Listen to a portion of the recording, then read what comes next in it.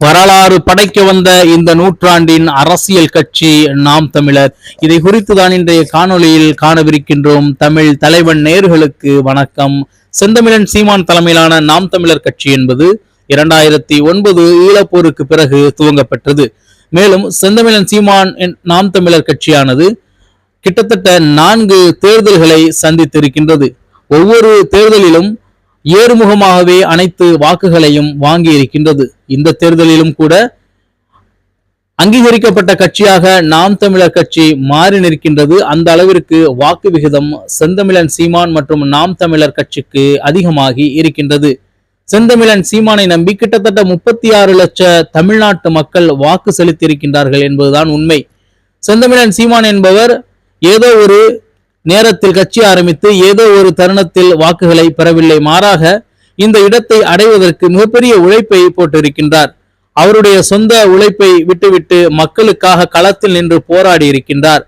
மக்களுக்காக எப்பொழுது எதை வேண்டுமானாலும் செய்யலாம் என்ற அடிப்படையில் ஒட்டுமொத்தமாக நாம் தமிழர் கட்சி ஒரு அரவணைப்போடு அர்ப்பணிப்போடு மக்களுக்காக பணி செய்தார்கள். இதன் விளைவாகத்தான் தற்பொழுது 36 லட்ச வாக்குகள் நாம் தமிழர் கட்சிக்கு கிடைத்திருக்கின்றது என்றால் அந்த சொற்றொடர் மிகையாகாது. மேலும் நாம் தமிழர் கட்சி என்பது தொடர்ச்சியாக சட்டமன்ற தேர்தலை நோக்கி பயணித்துக் கொண்டிருக்கின்றது. வருகின்ற 2026 தங்களுடைய இலக்காக பயணித்துக் கொண்டிருக்கின்றது. அந்த தேர்தலில் மிகப்பெரிய வெற்றி வாய்ப்பை நாம் தமிழர் கட்சி பெறும் என்பதில் அனைவரும் மிகவும் உன்னிப்பாகவும் கவனமாகவும் செயல்பட்டு கொண்டிருக்கின்றார்கள். மேலும் இந்த முறை 8% வாக்குகளை வாங்கியிருப்பதால் நாம் தமிழர் கட்சி, தமிழ்நாட்டு மக்களும் கூட நாம் தமிழர் கட்சியின் மீது மிகப்பெரிய ஈர்ப்பு அலையில் உள்ளார்கள் என்றே கூறலாம்.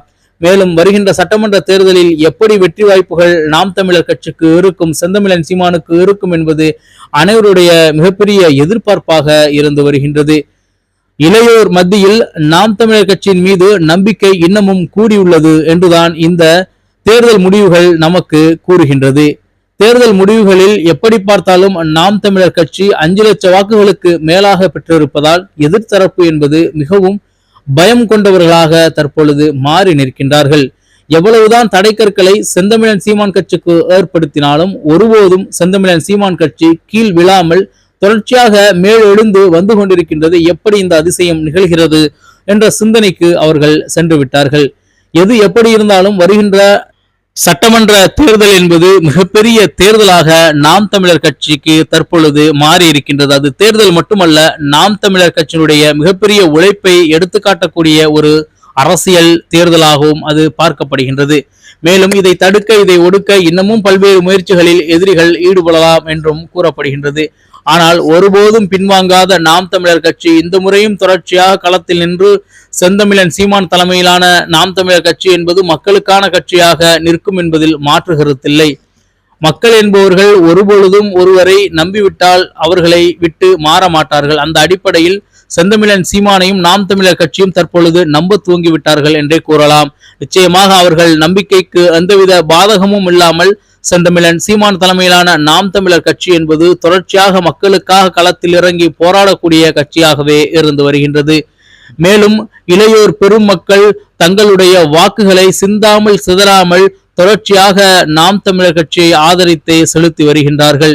மேலும் அந்த வாக்குகள் இன்னமும் அதிகமாகும் சட்டமன்ற தேர்தலில் என்றே அனைவராலும் எதிர்பார்க்கப்படுகின்றது. நிச்சயமாக நாம் தமிழர் கட்சி ஆட்சி அரியணையில் அமர்ந்து தமிழனை ஆளக்கூடிய ஒரு சூழ்நிலையை ஏற்படுத்தும் என்பதில் மாற்று கருத்தில்லை. தொடர்ச்சியாக நாம் தமிழர் கட்சியின் வலையொலியான தமிழ் தலைவன் வலையொலிக்கு ஆதரவு தருவங்கள். மீண்டும் நல்லதொரு காணொலி உங்களை சந்திக்கின்றேன்.